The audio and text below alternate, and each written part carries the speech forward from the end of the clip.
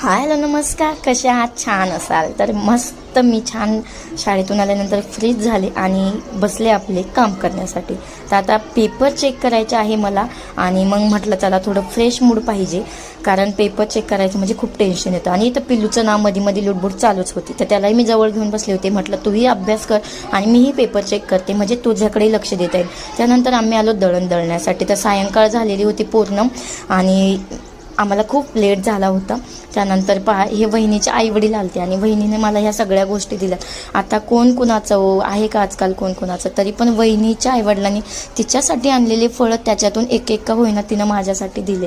तर किती मोठं मन. आणि खरंच मला छान वहिनी भेटली आहे. आमचं रिलेशन असंच छान राहो. आणि त्यानंतर तिच्या पप्पांचा बटाट्याचा व्यवसाय होता, त्यांनी वाटाणे देखील आणलेले होते, तर ते सुद्धा तिने भरपूर असे मला दिले. त्यानंतर ना माझा मूड छान फ्रेश होता. पण अचानक आपल्या आयुष्यात ना काही अडचणी चालूच असतात. तर आम्ही एक प्लॉट घेतलेला होता आणि त्याच वेळेस जी लाईटचं कनेक्शन आहे त्याचे पैसे वगैरे आम्ही सगळे दिलेले होते, पण तरीही त्या प्लॉटवाल्याने आम्हाला काही लाईट बसून दिली नाही.